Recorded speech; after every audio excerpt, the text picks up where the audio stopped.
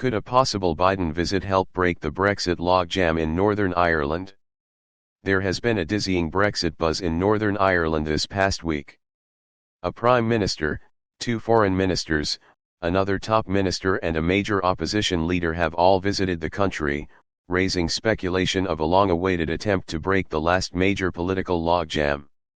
The challenge is complex, fixing the European Union-United Kingdom relationship and mending Northern Ireland's broken politics, while getting its power-sharing government back up and running, all before extremists potentially hijack the impasse and threaten decades of peace.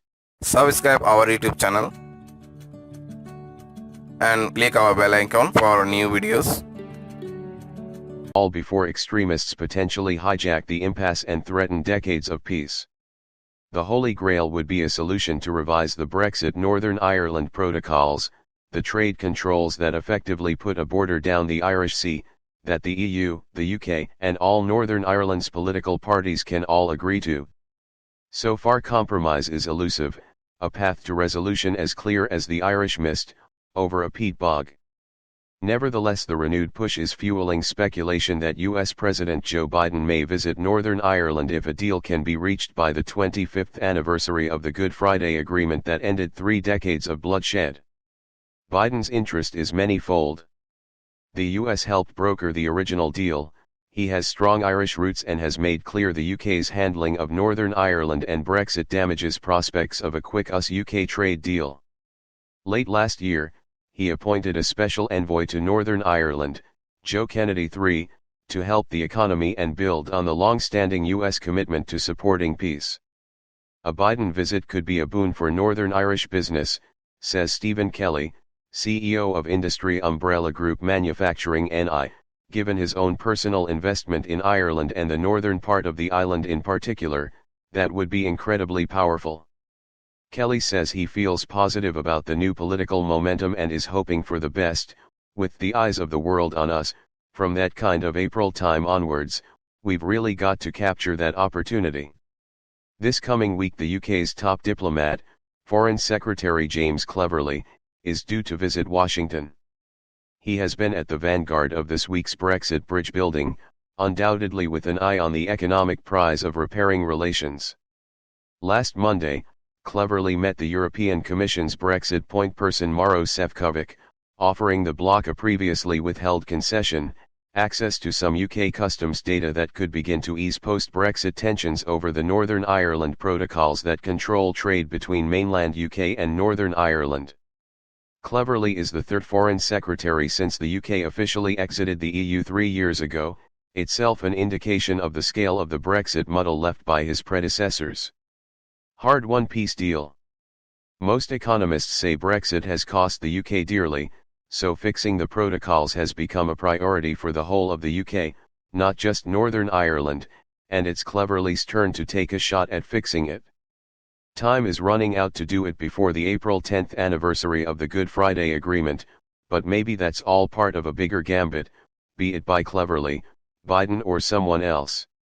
There could be good historical precedents for it. After former U.S. President Bill Clinton's special envoy, former U.S. Senator George Mitchell, helped deliver peace to Northern Ireland, shepherding the historic agreement over the finish line in 1998, he explained to this reporter that the key to his remarkable success rested on two things: getting the sides to believe a deal was possible and most importantly setting a deadline for it to happen. The 25th anniversary of Mitchell's hard-won peace deal is only a few months away and could be a poignant deadline for the latest Brexit talks. British officials acknowledge it's an important milestone on the potential road to prosperity for Northern Ireland. Mitchell's deadline had been Good Friday 1998, and he only missed it by a couple of hours. The ground outside the drab negotiating building had frozen hard as the April 9th deadline teetered into April 10th. Inside, having convinced the party leaders they could manage a compromise, in the wee hours of Saturday morning he cajoled them over the line, finally softening long-held positions. A deal had been tantalizingly close for years, but Mitchell's simple formula he outlined to me brought the thaw that was needed. Indeed, so obvious had been the outcome, concessions on both sides, in the parlance of the province's customary dark humor, The agreement was jokingly described as Sunningdale for slow learners, a reference to another similar peace deal tabled 25 years earlier. Mitchell's accomplishment is the stuff of legend, but it didn't satisfy everyone. Indeed, the Good Friday Agreement, as it is often referred to by Catholics, is still known as the Belfast Agreement by most Unionists. Mitchell's success was profound, paving the way for a power-sharing government at Stormont, giving Northern Ireland's people and politicians power to run much of their own lives after over 2 decades of direct rule from London. Yet this tiny corner of the UK, with a population of 1.9 million, remains divided, hostage to its history and hardliners tethered to the past. Polarizing effects of Brexit. The Power-Sharing Assembly, the prize of the Good Friday Agreement, bringing together Catholic, mostly Irish nationalists and Protestant, mostly pro-British Unionists isn't functioning. Following local elections last year, pro-British Unionists of the Democratic Unionist Party, DUP, have refused to rejoin the Assembly, because they say they are unhappy with the Northern Ireland Protocols, which effectively left the province in the European single market after the rest of the UK left. They say the protocols break the cross-community consent terms of the agreement, which also allows an open border with Ireland and both Unionist and Nationalist to be both British and Irish. But there is another interpretation of why they won't go into the power-sharing government. At local elections last May, the majority Catholic nationalist, Pan-Irish Party, Sinn Féin won the most seats. It was a first in Northern Ireland's 100-year history, allowing them to take the top political position, First Minister, which until then had always been held by a Unionist. Brexit was a natural enemy for the Good Friday Agreement. It has helped polarize and reinforce identity politics the peace deal had tried to lay to rest. It adds another layer to the complexity of finding a solution to the protocols.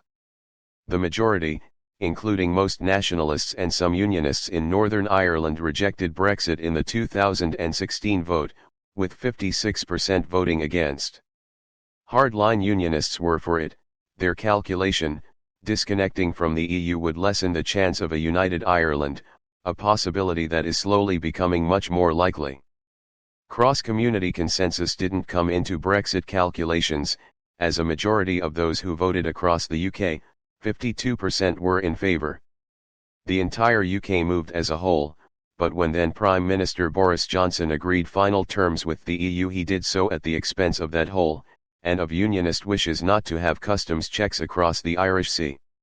When Cleverly joined his junior minister, the UK's Minister for Northern Ireland, Wednesday on a visit, he did so knowing almost any steps he takes to seek compromise with the EU risk angering hardline Unionists.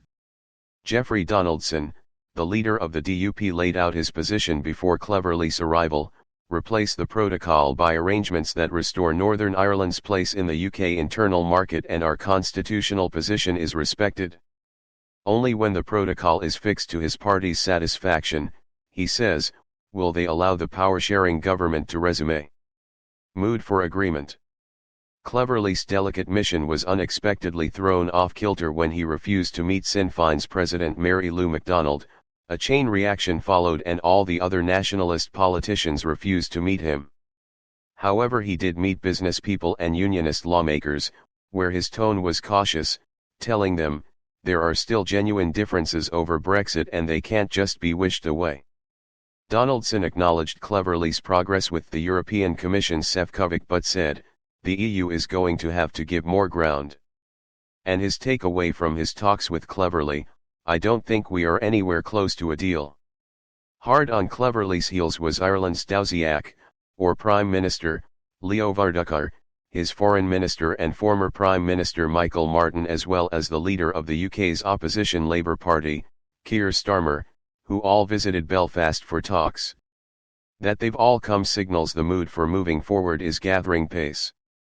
Varadkar notably kicked off the year with conciliatory messaging, saying lots of us made mistakes over Brexit, the way the protocol was implemented was too strict and too rigid, and I think that created real difficulties. Tantalizingly, Biden's ambassador to Ireland Claire Cronin told a local broadcaster in late December, I have no doubt that President Biden will be coming to Ireland at some point in 2023, although she admitted she didn't know exactly when. If a potential presidential visit and a potential deadline for compromise is being created, there are other reasons to think the wind may be in its sails.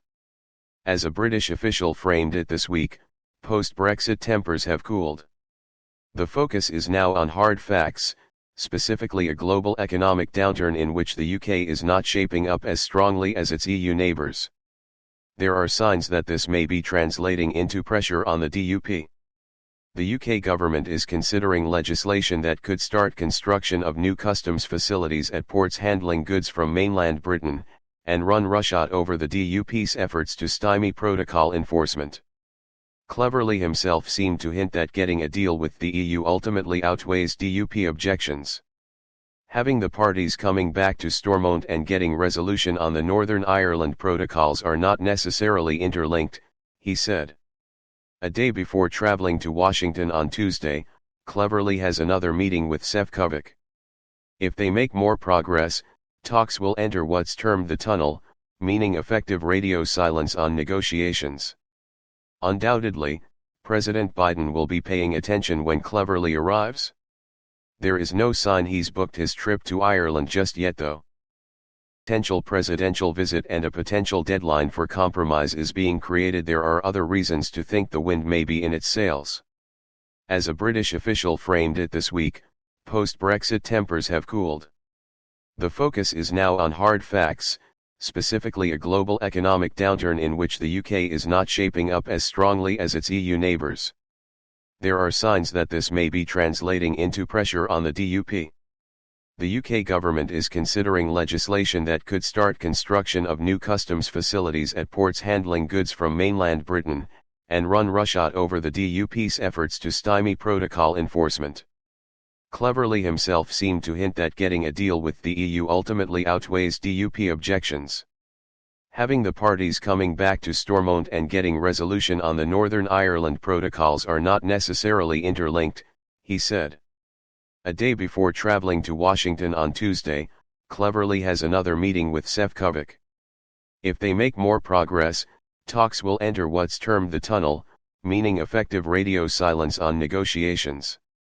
Undoubtedly, President Biden will be paying attention when Cleverly arrives. There is no sign he's booked his trip to Ireland just yet though. Undoubtedly, President Biden will be paying attention when Cleverly arrives. There is no sign he's booked his trip to Ireland just yet though. Subscribe our YouTube channel and click our bell icon for new videos.